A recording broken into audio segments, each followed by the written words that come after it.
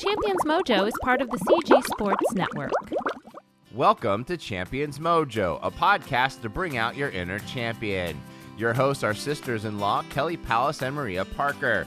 Kelly is a former Division I head swim coach, Olympic trials qualifier, and holds national and world records in masters swimming. Maria holds world records in endurance cycling and won the world's toughest bike race, Race Across America. Both are certified health and life coaches. Our goal is to inspire you through conversations with champions. And now, your host, Kelly Pallas. Hello, friends. Welcome to the Champions Mojo podcast. Today, Maria and I are going to discuss coming back after you've been sidelined with an injury or illness.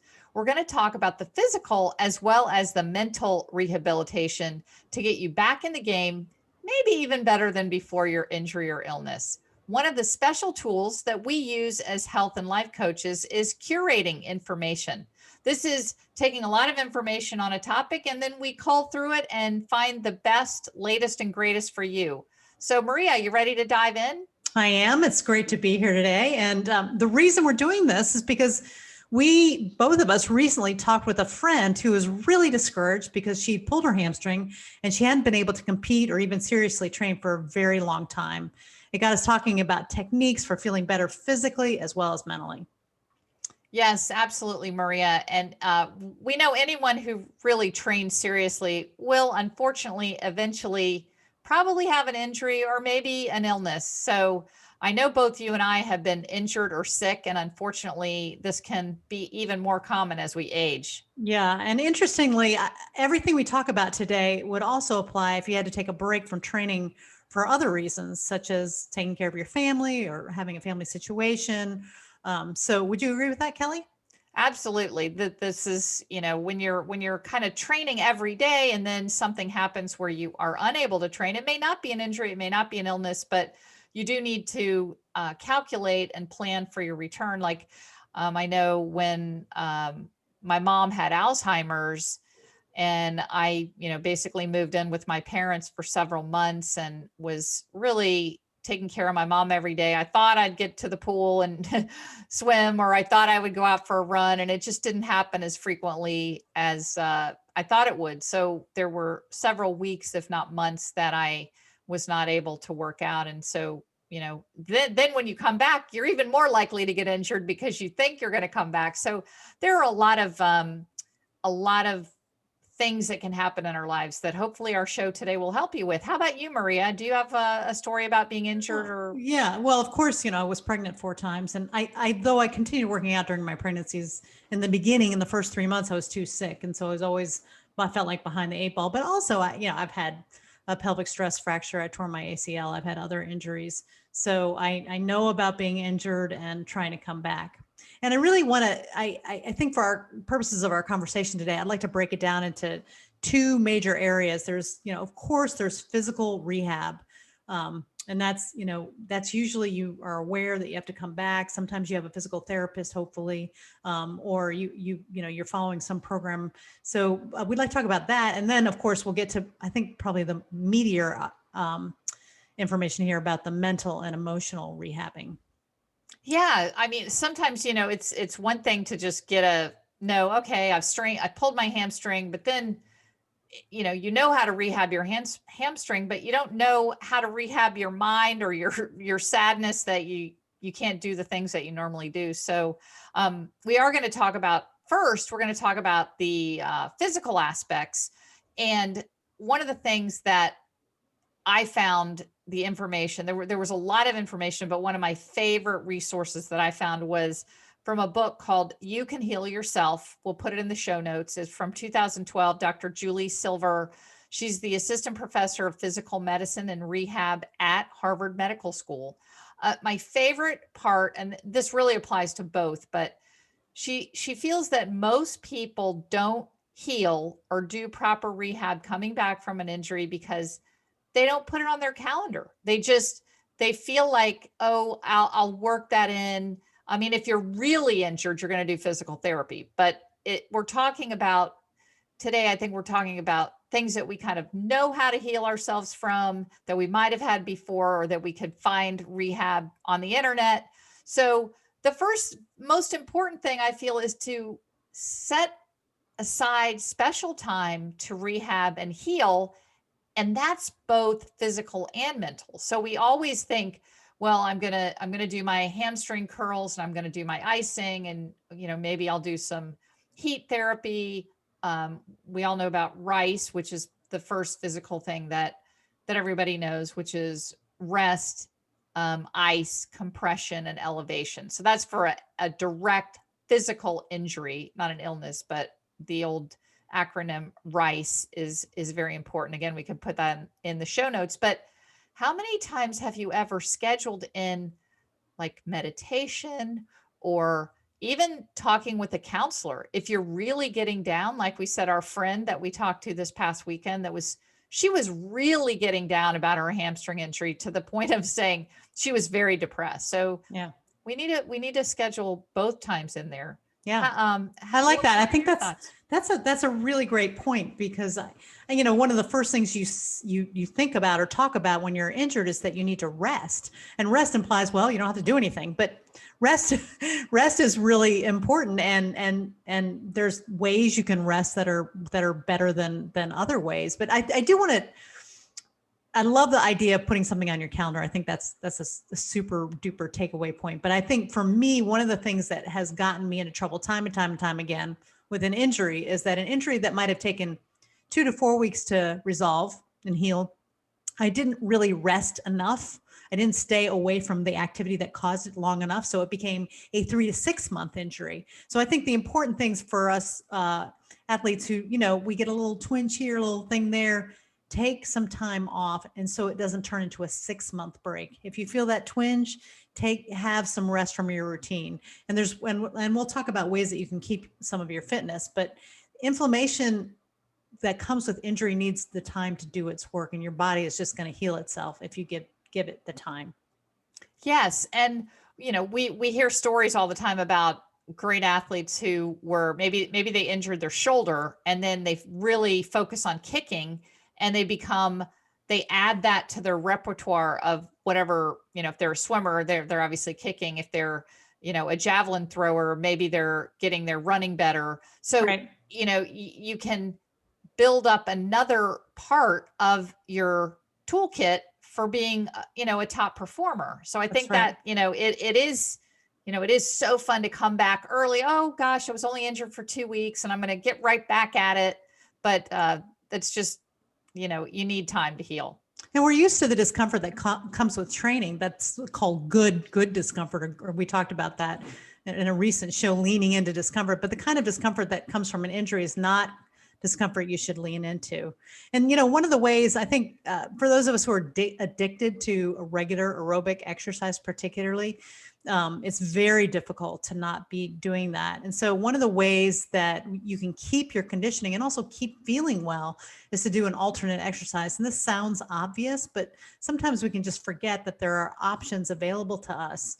And if you can just get your heart rate up to 70, 80%, at least once a week, you won't become quite so deconditioned if you have to take your time off. So if you've, Kelly, give us some alternates. Say you've hurt your ankle or your foot. So if you've hurt your ankle or your foot, you could use a rowing machine or a stationary bike with one leg, or swimming, obviously. Right. So, right. Ankle and foot injuries are really common. So those would be a good alternative. If you have a leg or a knee injury, you can do one-legged cycling. You could do canoeing. You could do an upper body, like an ergometer.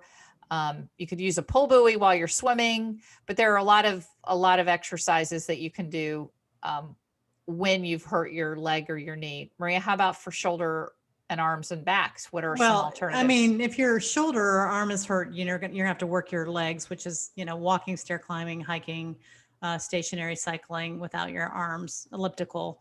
Back injuries are a little harder, and your tendency with back injuries, I live with a person who quite frequently hurts his back, and I've had a back injury recently. Your tendency is just to stop and lie down, and that's actually not great for a back injury. But walking is good. Swimming can be wonderful.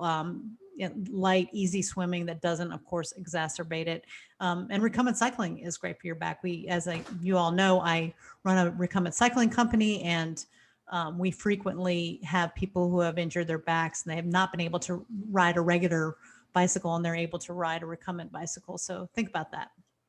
Yeah. And I think I've said on this podcast before that my workstation is an air desk over a stationary recumbent bike. So I am always moving when I'm on my computer riding my stationary bike. And I also can take my air desk and put it over my treadmill because we have both in the house. So I think this is a really good time to talk about also if you're coming back from an illness. So, these are things you can do coming back from an injury, some alternates. But I think when you're coming back from an illness, it's just going to depend on, is this recovery after cancer surgery? Like, I Right. had breast cancer surgery. So, they took 3 lymph nodes out of my armpit and also two lumps out of my breast. So my left side of my body was, I still to this day, I don't have the full reach that I had prior to surgery, but I'm almost there. So, I could do one-armed, right-handed, kind of exercises coming back. That's almost a physical injury. But let's say you had, I remember I had shingles about 3 years ago, and I think you've had shingles too, right, Maria? I have. Yeah. So I don't know how badly shingles knocked you down, but I remember just, feeling just horrific, just totally drained, totally feverish, and just zero energy for about, I'd say 10 days to 2 weeks. And then kind of tender, mine was around my rib cage. Where was yours? On your back? Mine was my side. Mhm. Your side. Okay. Mhm. So, just having kind of sensitivity in that area. So moving, was a little rough for a few weeks after the fever went away.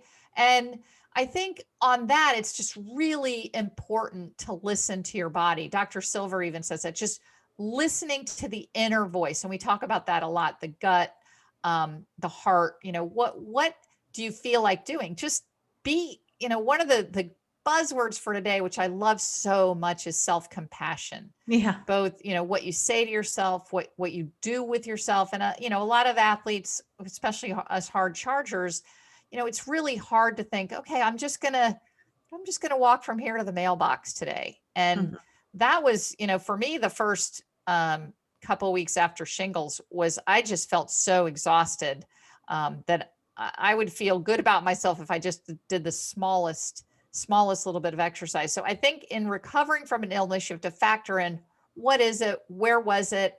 And then really listen to yourself and Well, and that, do, yeah, and that's move. absolutely right. And I think that leads to maybe one of our first sort of, because it's kind of between physical and mental, is, learn about your illness or injury. I think a Yes. lot of times we just sort of hand over our bodies to the medical doctors, or we don't, or even we, learn, you and I do a lot of research, but I think sometimes when you get sick, you can feel like, oh, I don't know anything about, but there's so much out there. So I would say, take responsibility for your body and your injury. Read up about traditional and alternative treatments.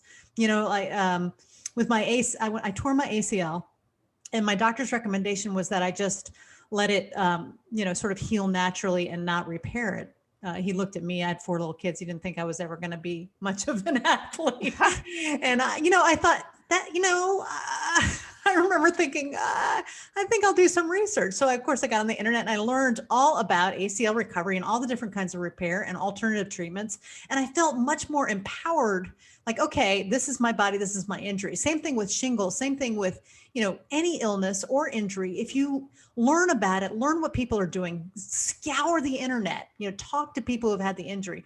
Once you own it, then you can make good decisions about your own care. And yes, absolutely. And I remember when I got shingles, I was training really hard, and I had a big meet coming up, and Rick Walker was coaching me at that time.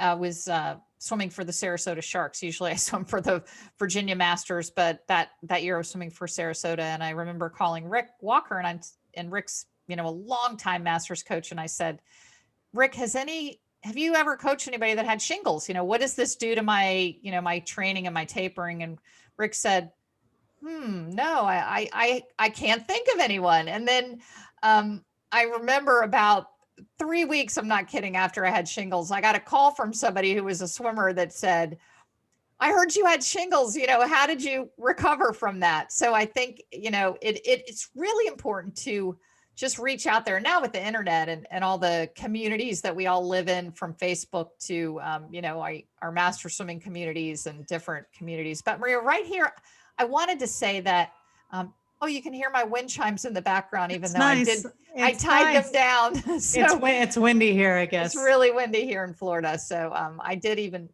tied them down. That's weird that they're ringing, but I think it's nice. yeah, I love wind chimes. So one of the newer things that I found online, and it was cited in several sources with no actual source, but it is now one of the leading thoughts on recovering from an injury is to move. So if you do have a stiff back or a really bad hamstring or a really bad shoulder, it's not to sit there. It is Right. to move. And Right. so, we're not talking about, moving at your normal pace, but just to move through, get the inflammation to flow through your shoulder and still keep it moving. So I think that is really not only good physically, but also emotionally and mentally. So let's go on to the mental side, unless you have something Yeah. else for the physical. No, I think that the hardest part really is the mental part, isn't it? I mean, I,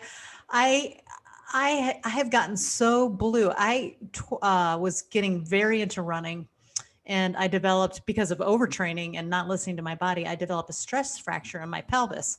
Well, a stress fracture in your pelvis, you can't really walk. I couldn't jump rope. I couldn't do any of the things that were keeping me sane. I was used to this 45 minutes a day of, getting my heart pounding. And at the time had smaller children.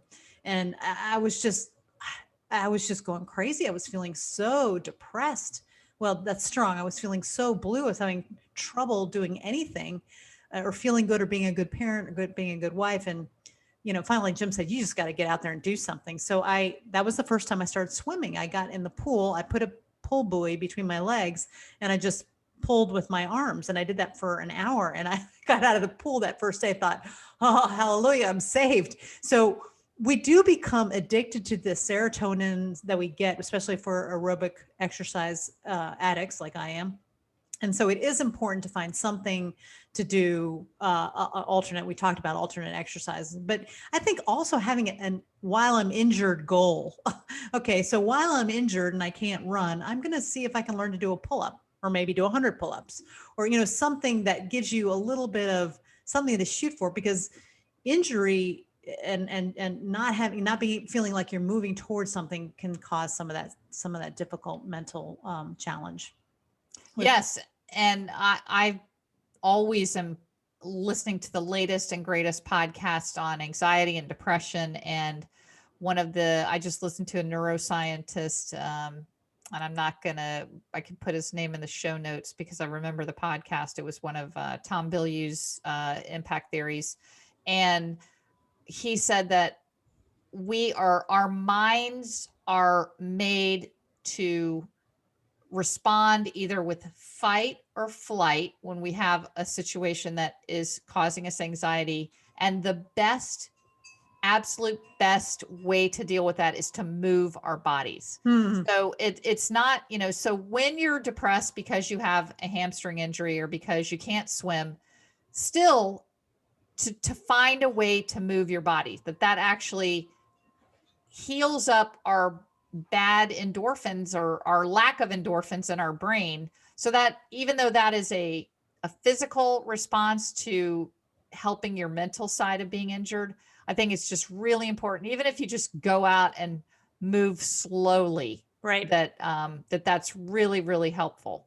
Yeah. And if you can do something that's new, I think lots of times this is an opportunity to try something new. We were at playing with a balance board the other day, and I thought, oh, this would be an interesting thing to add to my routine. But if I was injured, with my upper body or even with my lower body, I could still probably work the balance board and develop my balance skills. So I think I love that idea of just moving and finding new ways to move and discovering new things.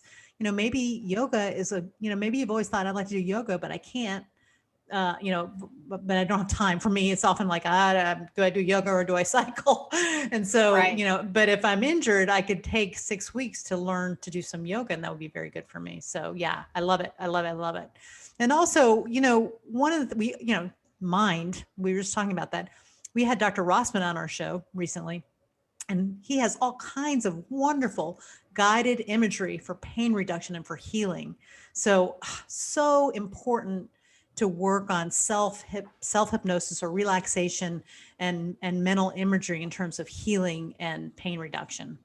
Yes, Dr. Martin Rossman, his website is the Healingmindorg, and he has just tons of, like there's a 10-minute Heal Your Body. There's a big whole series on healing pain, or on dealing with pain. It's very, very valuable, really great stuff, and a lot of free stuff. So, I mean, and all of his stuff, even if it's not free, is so cheap or reasonably priced. So he's not getting rich on this stuff. He really wants to help people. He's very altruistic, Right, really, right. really great. So, and then the most obvious one, which is the one I use with my husband all the time, is working on the mental game, and that's just something I think as athletes that we could all do more of, is visualizing that peak performance over and over and over. And all the studies show that, your mind cannot tell the difference between something vividly imagined and something that you actually experience. So just really getting in there and taking the time, now's the time. If your foot's in a cast or your shoulder's out, or, you're recovering, to visualize success, visualize that perfect start or finish, or everything in between, and adding all 5 senses to it. And I loved you talked about writing your future headlines. Yes. In another show. I love that idea. This is a great time to write your future headline. Injured athlete comes back to win, after 6 months out or whatever. So yes. Right, I love that. Yeah. And Maria, I'm taking this class right now called the Personal Accelerator, which I'm just loving. Oh my gosh, I'm just loving it. And one of the activities that we did, exercises that we did this past weekend, was you were a journalist from the future. So the year was 2525, and we had just set, this goal, and you were interviewing this person, whatever the goal was. So we broke up into groups, and you were interviewing that person from the future. Like, so how did you do this? And I actually did this with my husband, I love it. Whose goal is to be, be on the pro circuit and win the US Open in golf. And so I'm from 2025. And my first question, I'm the journalist from the future, is, so Mark, tell us, how did you win the US Open? And then he broke it down. And then it was the who, what, when, where, why, of how he did it. And it was so amazing, this exercise, because so impactful. At first he was like laughing and we were giggling, but at the end of this, I'm telling you, we both sat there and felt like Mark had won the US Open in golf. That is such a great exercise. I love it. Okay. Yeah. I love it. Yes. What else? Well, okay. So, the things we kind of harp on all the time, but I think you can forget, always try to sleep well when you're injured or ill. Yes. Try to eat well, limit your carbs, limit your sugar, especially limit social media. You have to take care of yourself. If you can't, if you're on social media, you're going to be feeling negative, and that's just going to be not helpful at all as you try to heal. Right. Maria, do you have weed eaters at your house? Weed eating your yard? Yeah, no. Okay. I have somebody who's blowing right outside my window. Oh, I can hear it. It sounds great though. Well, this is what we love about Zoom. So one of the things that I found most valuable in Dr. Silver's article in her book, actually, You Can Heal Yourself, is, this makes so much sense to me, is that we do not heal linearly. Oh, yes. We Yes. heal in a zigzag fashion, and the doctors know this. Yeah. And that we don't. We as athletes, we think we do, 10 100s on 110. That means we can hold a minute flat for our race, and boom, it's done. Or Right, you right. you ride, you build up your riding to 50 miles. Well, guess what? You should be able to ride 50 miles the next weekend. Right. So we do not heal in a direct line. It's Right. 2 steps forward, 1 step backward. And That's that so I've good. learned so much with my skin healing, with my breast cancer healing, with healing from shingles. It's just, it's definitely a zigzag pattern. And when you can embrace that and not get frustrated, then I think that's much more helpful to your mental health to think it's a zigzag pattern of healing. I love that. I mean, that is how everything in life happens. Kids grow that way. They go, flat and then up and then down. And, I think that's so true. And even in my own life with my, with the things that I've worked on, I'll think, yeah, I'm getting it. And then I'll feel like, oh, I'm discouraged. So I love embracing this concept, like, oh, I might be having a bad day today, but it's going to be different tomorrow. That's a great zigzag. Yeah. Remember that. Wonderful. Yeah. I think that's a great place to end. And we will list these in the show notes so you can look them up. But yes, so be so hopeful and just having an optimistic attitude, knowing that you're going to heal, compassion for yourself. And, the human body is amazing, and it is definitely built to heal. Yeah, So great. That's you a great heal. Absolutely. You can heal. Great. Yes. All right, Maria. Kelly. Great talk. I love you so much. Take care. Love you too. Bye-bye. Right. Bye-bye. You've been listening to the Champions Mojo podcast with host Kelly Palace and Maria Parker. Champions Mojo is produced by Cabra Media, and a new episode debuts every Tuesday. Subscribe wherever you listen to podcasts and leave us a 5-star review. Follow Champions Mojo on Twitter, Instagram, and Facebook @Champions Mojo.